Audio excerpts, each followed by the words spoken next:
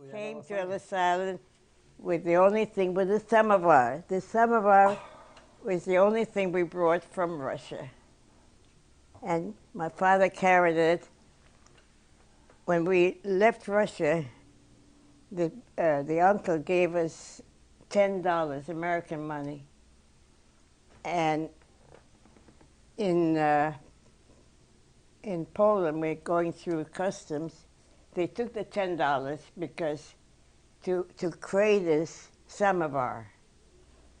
And my father was carrying this samovar, crated. It's heavy to begin with, but crated was impossible.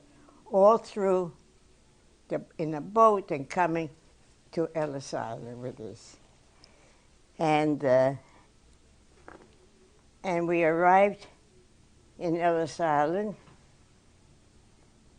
and was questioning, you know, there's a judge and there's a, if you have a chance to go back, would you? And he said, no, we wouldn't. We had to be very careful that. And little by little, we got permission. And that's the beginning of the miracle story of being in America.